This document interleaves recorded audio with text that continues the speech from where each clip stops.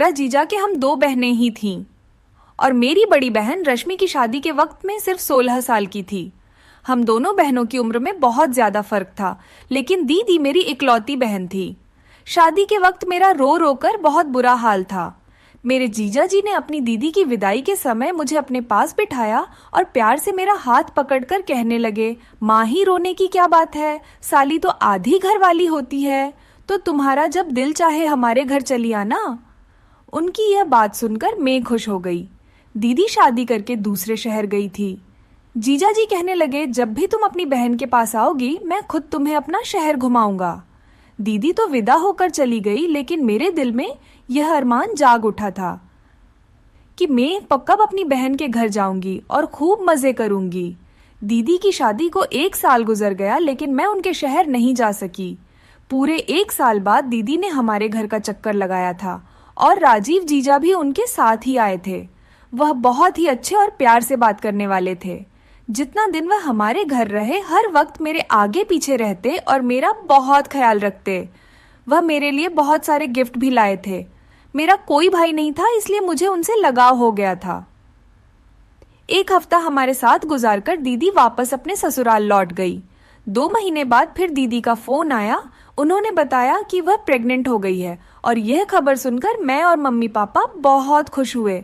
बहुत दिनों के बाद हमारे घर ऐसी कोई खुशी की खबर आई थी, लेकिन दीदी बहुत ज्यादा परेशान थी और मम्मी से कह रही थी कि वह अकेले दूसरे शहर में इस हालत में नहीं रह सकती, क्योंकि उन्हें बहुत ज्यादा उल्टी और चक्कर आ रहे हैं और डॉक्टर ने उन्हें आराम करने को कहा है। यह सुनकर मम्मी भी बहुत ज्यादा परेशान हो गई। मेरी बड़ी बहन तो मम्मी की जान में बसती थी। मम्मी ने उसे हमारे घर आकर रहने को कहा तो वह कहने लगी कि राजीव तो उसे छोड़ने को तैयार ही नहीं है। डॉक्टर ने लंबा सफर करने को मना किया है। अगर दीदी आ भी जाती है तो राजीव जीजा और उनके पापा को बहुत परेशानी होती है।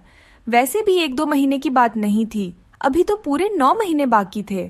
दीदी की बात सुनकर मम्मी ने कहा, तुम फिक्र न करो, मैं माँ ही को तुम्हारे पास भेज देती हूँ। बहन के आने से तुम्हारा दिल भी बहल जाएगा और यह तुम्हारे घर के कामकाज भी कर दिया करेगी। मम्मी की बात सुनकर दीदी बहुत खुश हुई और कहने लगी, माँ ही को अकेले न भेजना, राजीव को मैंने कहा है, वह लेने के लिए आ जाएंगे।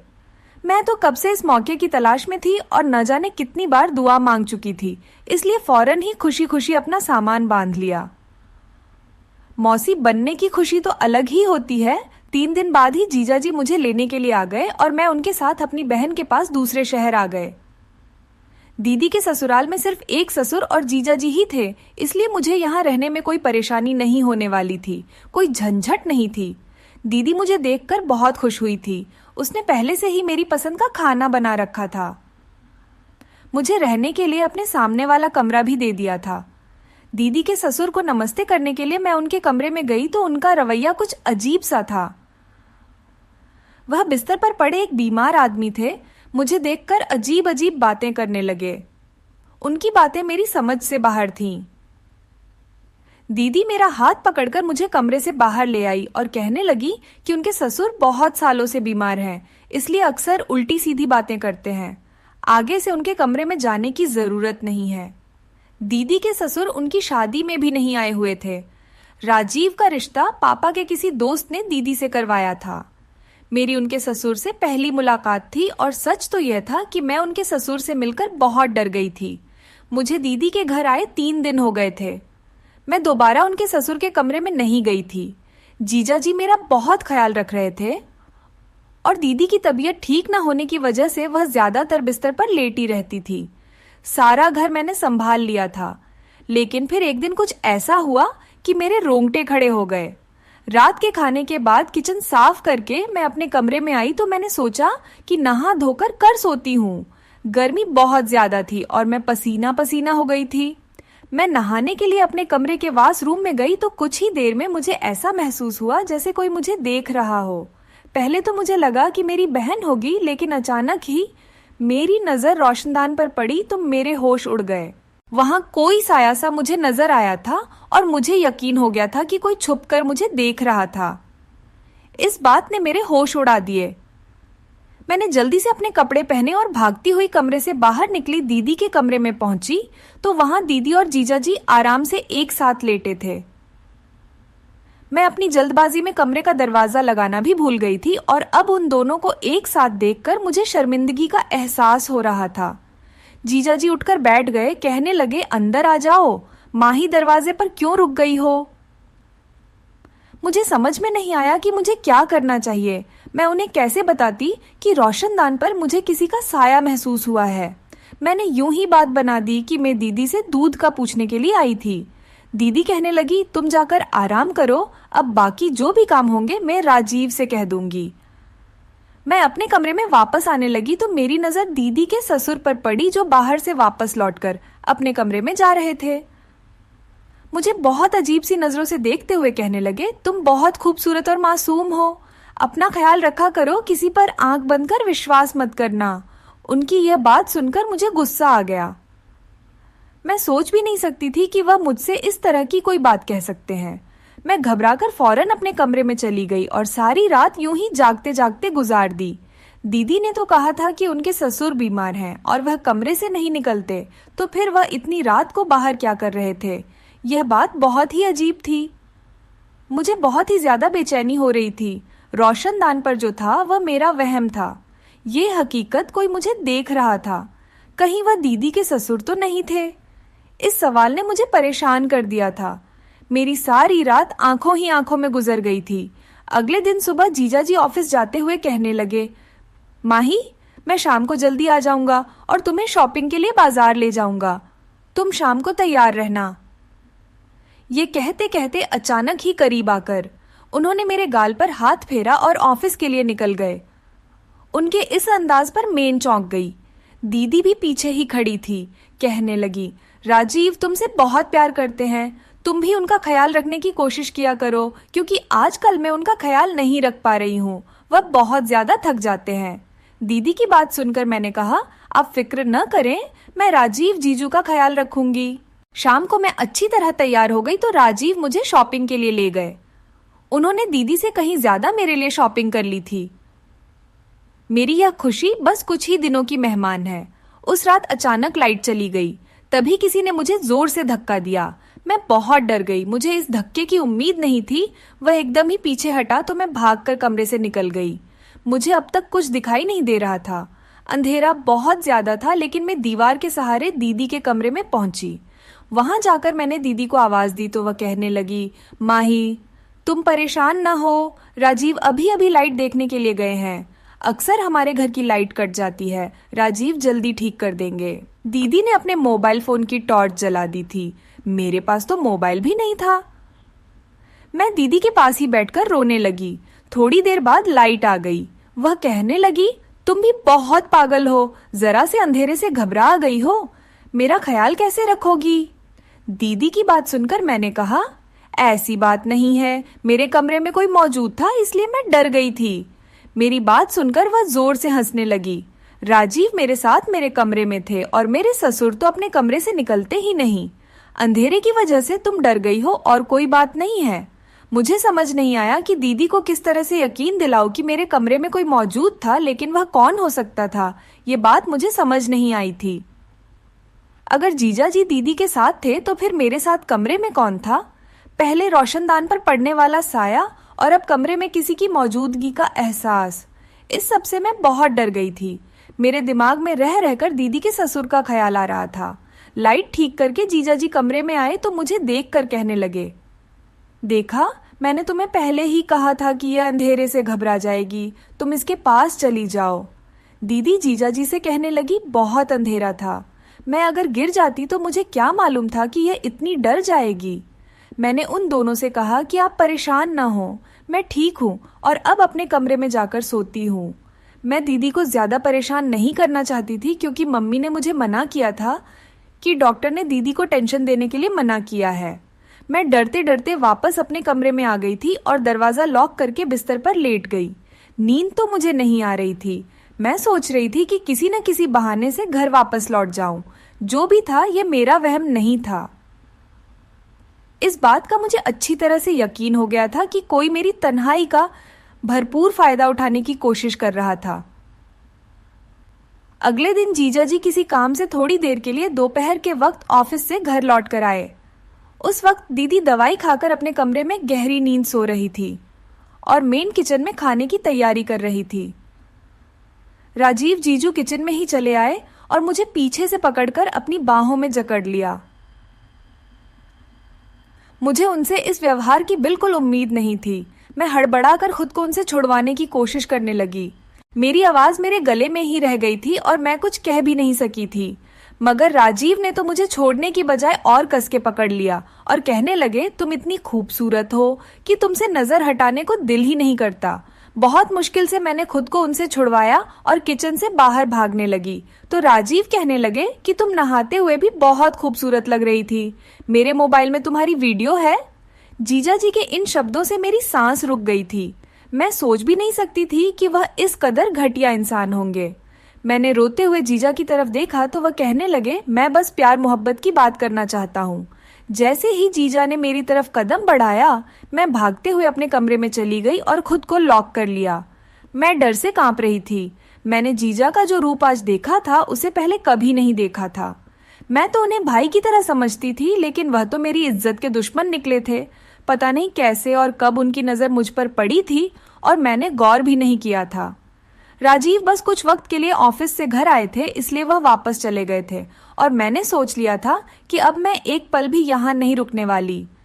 शाम के वक्त जब दीदी अपने कमरे से उठकर मेरे पास आई तो उस वक्त तक मेरी आंखें रो रो कर सूज चुकी थीं। वह परेशानी से पूछने लगी कि क्या हुआ है, किस बात से तुम इतना रो रही हो। मैंने दीदी से सच छुपाया क्योंकि उनकी हालत ऐसी नहीं थी कि मैं जीजा के बारे में इतनी बड़ी बात बताती। मैंने रोते हुए कह दिया कि मुझे मम्मी पापा की बहुत याद आ रही है और मैं घर वापस जाना चाहती हूँ।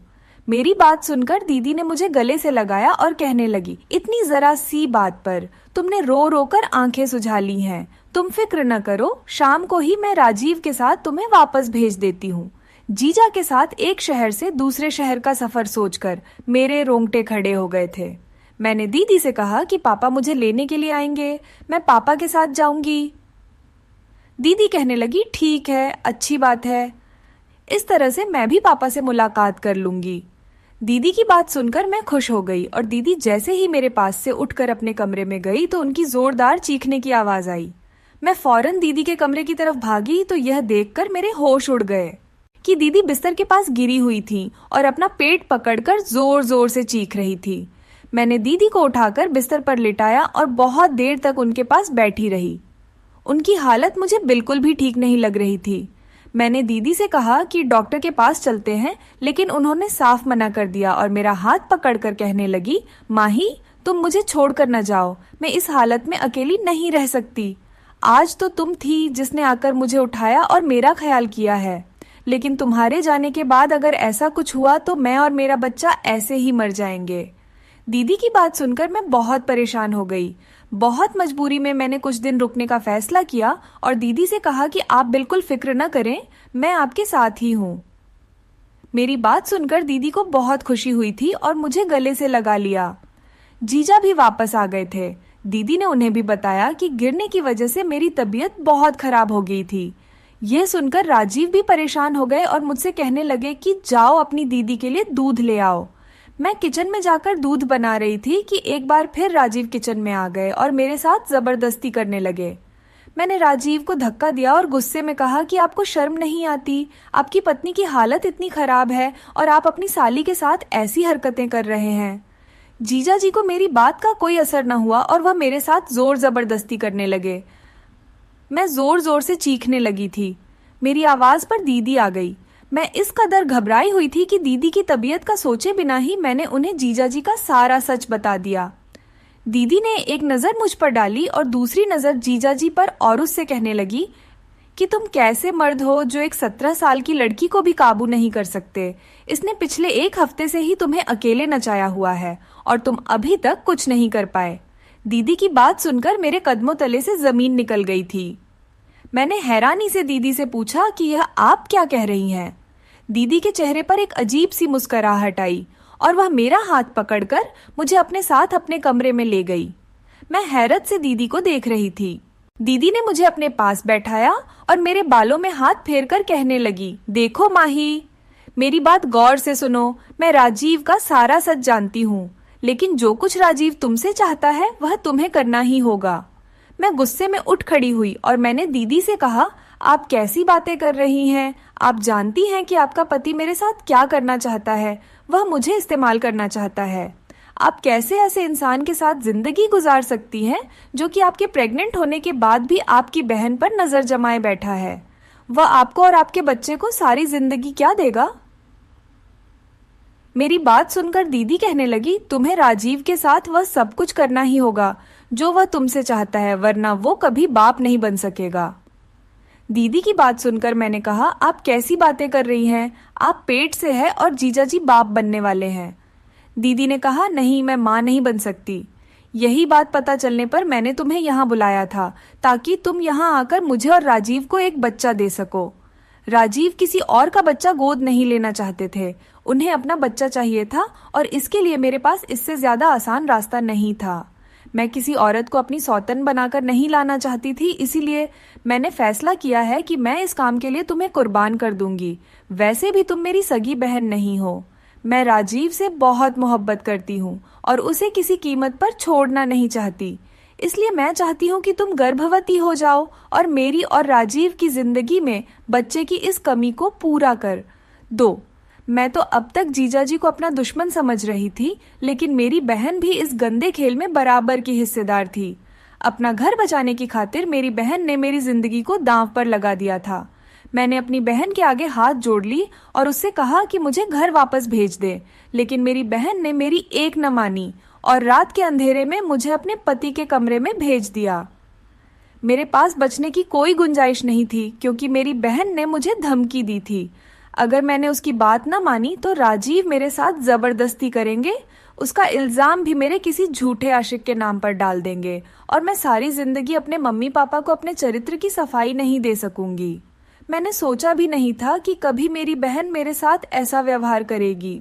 मैं जानती थी कि मेरी बहन मेरी सगी बहन नहीं है, लेकिन हमेशा मैंने उसे सगी बहन ही समझा था। कभी यह फर्क हम दोनों के बीच आएगा, यह मेरे ख्याल में भी नहीं था। मेरी बहन ने मुझे खींचते हुए कमरे में धकेलने की कोशिश की तो मैं खुद को छुड़वाने के लिए शोर शराबा करने लगी। मेरी बहन के ससुर कमरे से निकल आए। उन्होंने फौरन ही बीच में आकर मुझे मेरी बहन से छुड़वाया और मेरी बहन और अपने बेटे को धमकी दी कि अगर उन दोनों ने मेरे साथ कोई जबरदस्ती करने की कोशिश की तो वह पुलिस को फोन कर देंगे। जीजाजी गुस्से में अपने पापा के साथ बदतमीजी करने लगे, लेकिन उनके पापा किसी भी हाल में मुझे अकेला छोड़कर पीछे न हटे और मेरी खातिर अपने बेटे से झगड़ा करके मुझे अपने कमरे में ले आए। कहने लगे, बेटा, मुझे पहले दिन से ही शक था कि इन दोनों की नीयत गलत है। अगर मैं तुम्हारी बहन के खिलाफ कुछ कहता तो शायद तुम कभी यकीन नहीं करती।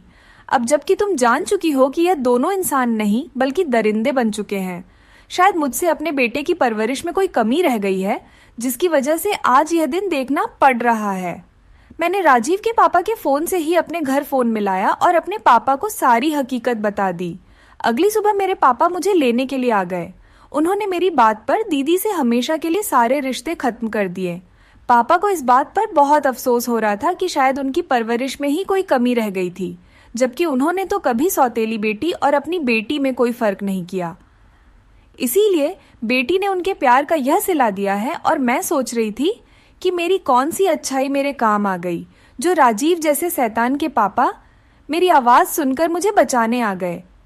इस बात को कई साल गुजर गए हैं। हमारी दीदी के साथ हमारा कोई रिश्ता न रहा, लेकिन एक बात मुझे अच्छी तरह समझ आ गई कि मेरी माँ ने मुझे दीदी के घर रहने के लिए भेज कर बहुत बड़ी गलती की थी और मैंने एक गैर मर्द पर भरोसा कर बहुत बड़ी भूल की थी। मेरी बहन ने जो कुछ मेरे साथ किया वह बर्दाश्त से बाहर था, लेकिन आज की दुनिया में यही सब कुछ हो रहा है, इसलिए हर कोई अपनी इज्जत को बचा कर रखे, किसी पर अंधविश्वास न करे, क्योंकि कुछ रिश्ते ऐसे होते हैं जो अपने मतलब के लिए कुछ भी कर सकते हैं। उनको किसी से कोई मतलब नहीं होता, बस अपना मतलब निकालना होता है। तो दोस्तों, आपको यह कहानी कैसी लगी कमेंट करके जरूर बताएं और प्लीज मुझे सपोर्ट करें। मेरी कहानी को ज्यादा से ज्यादा शेयर और लाइक करें और अगर आप मेरे चैनल पर नए हैं तो इसे सब्सक्राइब करके बेल आइकन को जरूर दबा दें। Thank you.